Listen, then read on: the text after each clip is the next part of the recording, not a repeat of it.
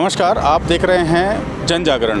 हो गया कि इस बार भारतीय जनता पार्टी की उत्तर मध्य की काम तो वही हो रहा था जो हो रहा है। जो चल रहा था वही आप बिना सक्सेना बुरा नहीं है, उसमें भी अपन नहीं बोलेंगे कि वो कांग्रेस वही एक आदमी है जो सही है। अच्छा। और जब तक कांग्रेस में दिग्विजय सिंह रहेगा वो जीवन में नहीं जीत सकती। छोड़ो शरद जैन तो मेरे अंदाज से मिलने में तो अभी तो बात की जाए तो विनय सक्सेना जी यहाँ पे विधायक। नमस्कार, आप देख रहे हैं जन जागरण। स्वागत है आपका हमारे खास कार्यक्रम जन जागरण और जनता पे। हम इस वक्त मौजूद हैं उत्तर मध्य विधानसभा, जबलपुर की एक विधानसभा है जिस पर कांग्रेस के द्वारा वापस विनय सक्सेना पर ही एक बार फिर भरोसा जताया गया है, जो वर्तमान में अभी यहाँ पर विधायक हैं। भारतीय जनता पार्टी के द्वारा अभी तक किसी भी नाम की घोषणा नहीं की गई है। ऐसा बताया जा रहा है कि तर्कश के अपने तीनों को वो कभी भी इस्तेमाल कर सकते हैं और यहाँ से किसी महिला को भी टिकट दिया जा सकता है। आइए हम जनता से जानने की कोशिश करेंगे क्या मुद्दे रहेंगे, क्या चुनावी रणनीतियाँ रहेंगी और किसके साथ जनता जाना चाहेगी। कमल के साथ जाएगी या हाथ का साथ करेगी या फिर किसी अन्य पार्टी की तरफ उसका रुझान हो सकता है। चलते हैं जनता के बीच। हैं तो क्या लग रहा है, बीजेपी या कांग्रेस? अब मैं कुछ कह नहीं सकते अब कौन जीत। लहर होगी, आपका क्या लगता है? मेरे क्या की लहर है, बीजेपी की लहर है। बीजेपी की लहर है। मतलब अब जैसे कि अगर पिछली विधानसभा देखें तो पिछले भी कांग्रेस के विधायक थे जी, तो क्या काम हुए हैं या उसके पहले जो विधायक थे उनने क्या काम करा? काम तो वही हो रहा था जो हो रहा है। जो चल रहा था वही चल रहा है, वही चल रहा था वैसा ही है जी, कोई अंतर नहीं पड़ा उसमें। कोई अंतर नहीं। मतलब अभी तो बीजेपी की टिकट घोषित हुई नहीं है, क्या लगता है आपको किसको मिल सकती है? सभी जगह से वाले को खड़ा कर दो तो जीत जाएगी बीजेपी यार। बीजेपी से हाँ वाले को खड़ा कर दें तो वो भी तो जीत जाएगी, आंख बंद करके। आंख बंद करके जीत जाएगी। मतलब काम हो रहा दिख नहीं रहा है, जनता को नहीं दिखता। बिल्कुल सही बात है, बच नहीं सकती 100%। एमपी में तो आ रही। अच्छा, जैसे कि अपन ज़्यादा नॉलेज नहीं है बाहर का। जैसे कि पिछला जो कार्यकाल था अपने विधायक का विनय सक्सेना जी का, तो आप बिना सक्सेना बुरा नहीं है, उसमें भी अपन नहीं बोलेंगे कि वो कांग्रेस वही एक आदमी है जो सही है। अच्छा। और जब तक कांग्रेस में दिग्विजय सिंह रहेगा वो जीवन में नहीं जीत सकती, ये मेरी गारंटी है। दिग्विजय सिंह से? हाँ, जब वो नासूर है। अच्छा, मान लीजिए अभी नाम चल रहे हैं, कोई धीरज पटेरिया का नाम चल रहा है, शरद जैन जी का नाम चल रहा है, कुछ महिलाओं में भी किसी का नाम तो महिला छोड़ो, शरद जैन तो मेरे अंदाज से मिलना नहीं चाहिए उसको। मेरी भलाई बीजेपी का है तो क्या हुआ, वो दुनिया जानती है वो। हाँ, पटेरिया ठीक। और अगर किसी महिला की बात की जाए यहाँ से तो महिला में तो जो क्या बड़ा कोई समझ भी नहीं आती जबलपुर में। कल्याणी पांडे तो अब वो नहीं रहेगी। हाँ, वो उठे गाँव की बात दूसरी थी, जब लहर थी। एमपी तो क्षेत्र में क्या मुद्दे हो सकते हैं जिस पे चुनाव लड़ रही है? मुद्दा नहीं, लहर ही है। ये क्षेत्र तो कोई माइका लाल नहीं हरा रहा बीजेपी को, ये आप भी जानते हो। जो यहाँ रहता, हम लोग यहीं के पैदावार हम लोग जानते हैं। यहाँ से तो एक रिक्शा वाले को खड़ा कर दो तो जीत जाएगा। मतलब मुद्दे कारगर नहीं है यहाँ पे लहर? हाँ, यहाँ तो लहर है। ये तो बीजेपी मतलब बीजेपी पार्टी आम की बस की बात नहीं है यहाँ। सिर्फ बीजेपी और बस। और क्या हाल हो सकता है इस बार मध्य विधानसभा में? उत्तर मध्य विधानसभा निश्चित रूप से ये भारतीय जनता पार्टी का गढ़ भी रहा है, क्योंकि यहाँ पे स्वयंसेवक से लेके सारे भाजपा की विचारधारा, चाहे मोदी जी के द्वारा किए गए कार्य, चाहे 18 साल की सरकार में हमारे माननीय शिवराज सिंह चौहान ने मुख्यमंत्री के रूप में जो काम किए हैं, निश्चित रूप से अभी जो जनता के बीच में जा रहे हैं और जन जन से जो बात चल रही है और जिस तरह से हम लोगों को जो फीडबैक मिल रहा है, इससे निश्चित रूप से ये सुनिश्चित हो गया कि इस बार भारतीय जनता पार्टी की वो यहाँ पे केवल और केवल कमल के फूल हमारा प्रत्याशी रहता है। और हर भारतीय जनता पार्टी का जो कार्यकर्ता है, अगर मैं आम जनता की बात के नाते से बात करूँ तो आम जनता के बीच में जो हम लोग अभी, चूँकि नवरात्रि का समारोह चल रहा है, तो हम लोगों का हर घर ऐसे जाना भी हुआ, तो अभी भी भारतीय जनता पार्टी के कामों से जनता खुश है। ऐसा कहीं नहीं है, मुझे ऐसा कहीं समझ में आया कि शिवराज जी के लिए लोग बोल रहे हैं कि एंटी इनकम्बेंसी है, शिवराज जी ने कार्य नहीं किया। शिवराज जी ने पर्याप्त कार्य किया, उसका ये जीता जाता उदाहरण है। अभी चाहे लाडली बहना हो, चाहे लाडली बहना योजना के अंतर्गत अभी लाडली आवास देने का काम हो, ये भी भारतीय जनता पार्टी के शिवराज जी के चौहान जी की सरकार ने किया है। जनता पार्टी की उत्तर मध्य विधानसभा में भारतीय जनता पार्टी के प्रत्याशी जिताएंगे और लेकर आएंगे। जैसे मान लें तो जबलपुर के अंदर एक क्रिकेट स्टेडियम है, रानीताल स्टेडियम, वो उत्तर मध्य के अंदर ही आता है, तो उसका विकास लगभग ना के बराबर है। हम अंतर्राष्ट्रीय क्रिकेट तो करा ही नहीं सकते, तो उस पर कुछ आगे? निश्चित रूप से आपकी बात सही है, क्योंकि एक बार शायद संजय मांजरेकर जी भी आए थे यहाँ पर, तो उन्होंने कहा था कि इस ग्राउंड से अगर 6 मारेंगे तो हर बॉल तो बाहर जाएगी। लेकिन आप खुद इस चीज़ का आकलन कीजिए कि वहाँ पे जो जिस जगह के हिसाब से बनाया गया है, तो वो जगह ही इतनी है। तो वहाँ पे अब आप कहाँ ले जाएंगे? या तो आप रोड को हटाइए, तो रोड तो हटा नहीं सकते क्योंकि रानीताल की मुख्य रोड है। अब पीछे वहाँ पे जो बस्तियाँ हैं और एक तरफ में आपकी वेलोड्रम का स्पेस है, तो स्पेस तो वहाँ उतना ही है, स्पेस आप कहाँ से लेके आएंगे एक्स्ट्रा के लिए? उसके लिए जो योजनाएं हैं जो कि हमारी क्रियान्वयन भी है, जो अभी हम लोगों को सुनने में भी आता है और जो हम लोगों को पता चलती रहती है बातें कि कुछ तिलहरी बिलहरी के पास भी एक बहुत बड़ा स्टेडियम का निर्माण ऐसा हमारे होने जा रहा है, ऐसा हमने सुना हुआ है। और चूंकि आप देख ही रहे हैं लगातार जिस तरह से हमारे सांसद जी का, चाहे रिंग रोड की बात कर लीजिए, अभी जब वो भी पश्चिम से चुनाव लड़ ही रहे हैं, चाहे रिंग रोड की बात कीजिए आप, चाहे हमारे जबलपुर में फ्लाईओवर की बात कर लीजिए, चाहे आप डुमना एयरपोर्ट के विस्तारीकरण की बात कीजिए, ऐसे अनेक कार्य की अगर मैं गिनाने बैठूंगा तो काफ़ी लंबा समय हो जाएगा। ऐसे बहुत सारे कार्य किए हैं हमारे सांसद जी के भी द्वारा, बहुत सारे कार्य किए गए। और रही स्टेडियम का 101% जबलपुर में विस्तारीकरण होगा और होगा। इस बार क्या स्थिति है? उत्तर मध्य में तो अभी तो बात की जाए तो विनय सक्सेना जी हैं यहाँ पे विधायक। उनका कार्य पिछले विधायक से बहुत ज़्यादा बेटर और बहुत ज़्यादा अच्छा था। चाहे सड़कों की बात की जाए, स्ट्रीट लाइटें हैं और भी अन्य समस्याएं, कोई भी अगर साधारण व्यक्ति भी उनके पास जाता है उसके लिए वो बिल्कुल तत्पर खड़े हैं, तत्पर रहते हैं। इस बार जैसे कि वापस से एक टिकट रिपीट हुई है, बीजेपी की तरफ से अभी तक कार्ड खोले नहीं गए हैं, तो क्या लगता है क्या मुद्दे हो सकते हैं? मुद्दा तो बस यही है कि मतलब लोगों को स्वास्थ्य के लिए उपलब्ध हो हर एक चीज़, शिक्षा चाहिए, युवाओं के लिए रोज़गार चाहिए, सबसे प्राथमिकता यही है। मैं सबसे पहले युवाओं को रोज़गार।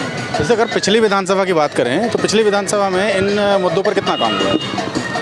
पिछली विधानसभा पर यह है कि लोग साफ़ सफाई से बहुत परेशान थे। आपने देखा कि मतलब जब स्वास्थ्य मंत्री जी हमारे यहाँ पे थे सक्सेना जी के पहले, तो डेंगू इत्यादि बहुत सी लंगड़ा बुखार उसमें बहुत ज़्यादा फैला हुआ था। स्वास्थ्य मंत्री रहते हुए भी वहाँ पे कुछ कार्य नहीं हुआ उत्तर मध्य में, ना कि प्रदेश में कुछ कार्य हुआ वैसा। इस बार मतलब वापस से रिपीट हो सकता है? हाँ बिल्कुल, सक्सेना जी फिर से दोबारा आना चाहिए और प्रदेश पर ही तो कांग्रेस की सरकार बनना चाहिए। जी बिल्कुल।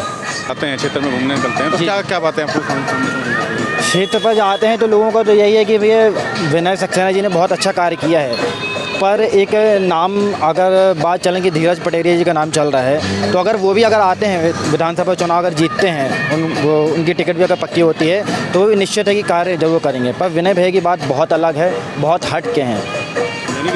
विनय सक्सेना या धीरज पटेरिया? विनय सक्सेना। अगर तीसरी कोई पार्टी आ सकती है तो उसमें कोई नाम है क्या? तीसरी पार्टी फिर उसके अलावा कोई नाम नहीं? कोई नाम नहीं है, बस मतलब हाथ या कमल? बस हाथ या कमल। कमल या कमल। हाँ, बस कमलनाथ। उत्तर मध्य विधानसभा की स्थिति अच्छी है। पार्टी जिसको प्रत्याशी बनाएगी, प्रत्याशी के आधार पर डिसाइड करेगी जनता या मतदाता की किसको चुनना है किसको नहीं चुनना है। कांग्रेस, बीजेपी या कोई और? कांग्रेस या बीजेपी में ऐसे कोई ना कोई प्रत्याशी जो होगा वही विधायक होगा। दूसरा कोई अभी ऐसी कोई तीसरी किसी ताकत का दल का भी यहाँ प्रभाव नहीं है। जो भी प्रत्याशी होगा वो भाजपा और कांग्रेस से ही जीत कर विधायक बनेगा। जैसे कांग्रेस से अभी विनय सक्सेना जी का नाम दे दिया गया है वापस से, और बीजेपी ने अपने पत्ते नहीं खोले, ऐसा सुनने में आ रहा है कि यहाँ से महिला सीट हो सकती है। महिला सीट की संभावना तो कम है। शायद सिहोरा में कांग्रेस ने एकता ठाकुर को टिकट दे दी है, संभवतः महिला सीट सिहोरा रहेगी। अब देखते उत्तर मध्य में क्या होता है। अच्छा है 2 महिलाओं को टिकट मिल जाए जबलपुर ज़िले में तो अच्छा है। अगर जैसे कोई महिला अगर वो उतारते हैं तो क्या नाम हो सकता है? अब भाजपा की तरफ से तो बहुत सारे नाम हैं। अश्विनी परांजपे हैं, स्वाति गोडबोले हैं, प्रीति वाजपेयी हैं। इनमें से किसी एक को शायद पार्टी अपना प्रत्याशी बना सकती है। तीनों ही लंबे समय में संगठन में सक्रिय हैं, विभिन्न दायित्वों पर काम कर चुकी हैं और जनता में अच्छी पकड़ भी है उनकी। यदि इनमें से किसी को टिकट मिलती है तो वो निकाल सकते हैं? बिल्कुल। कार्यकर्ता चुनाव लड़ता है किसी भी पार्टी का, प्रत्याशी तो चेहरा होता है। अगर पिछले 5 वर्षों के कार्यकाल को देखें और उसके पिछले 5 वर्षों के कार्यकाल को देखें तो किससे संतुष्ट रहेंगे आप? लगभग सभी दलों ने अच्छा काम किया, फिर भी चूँकि सनातन और हिंदुत्व के आधार पर भाजपा का काम ज़्यादा अच्छा है। स्थिति इस बार पश्चिम में भी काफ़ी टशन चल रहा है। अभी किसी की टिकट फाइनल नहीं हो पा रही है। बीजेपी इसमें मंचन चल रहा है कि अभी किसका टिकट फाइनल किया जाए।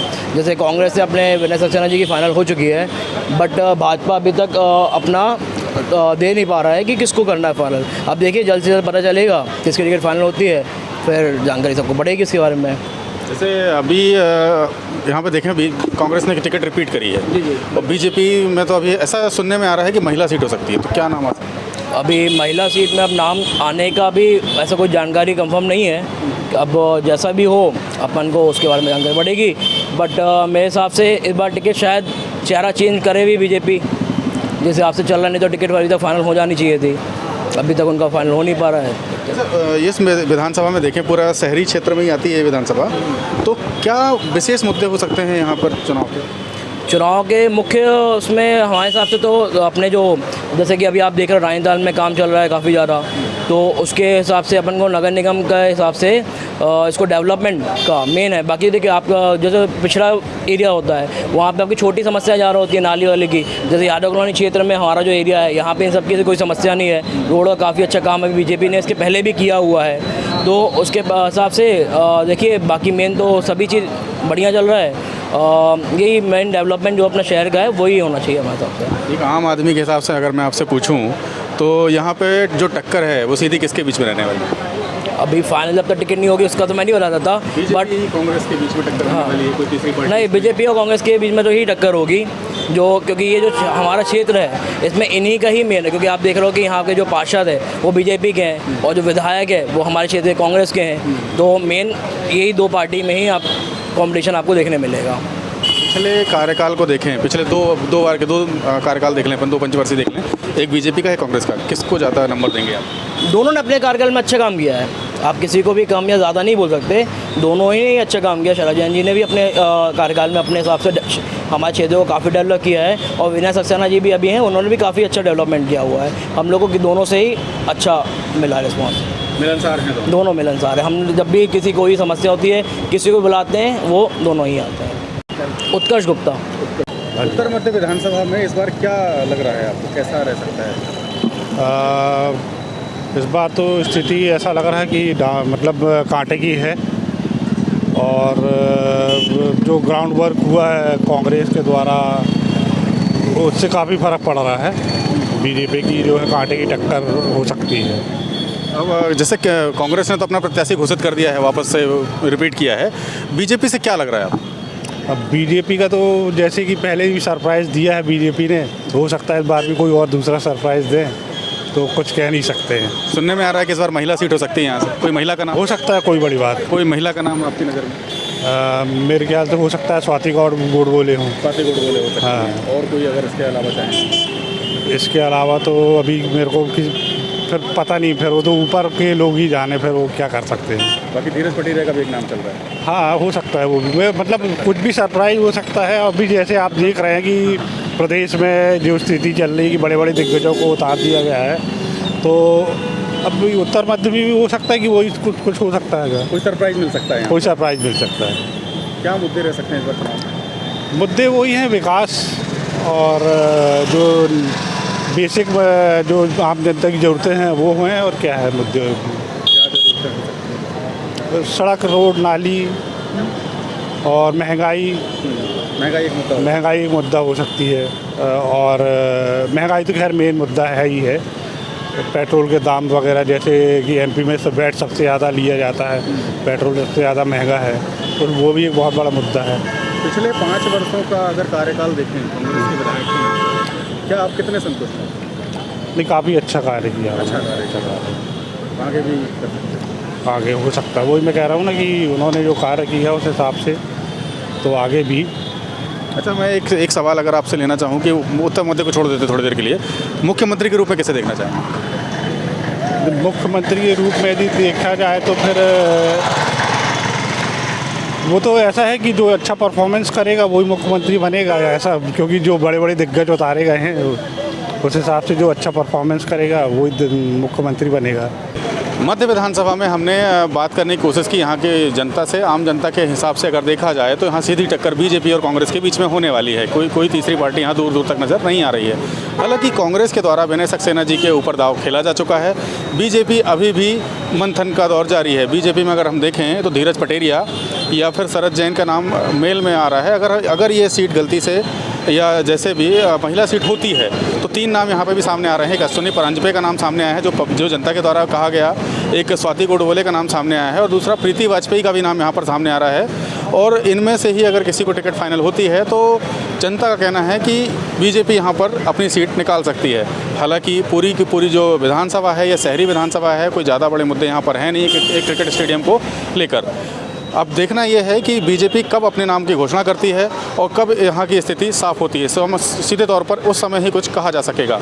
कैमरा पर्सन विवेक तिवारी के साथ मैं पुष्पेंद्र कुमार, जनजागरण टीवी, जबलपुर।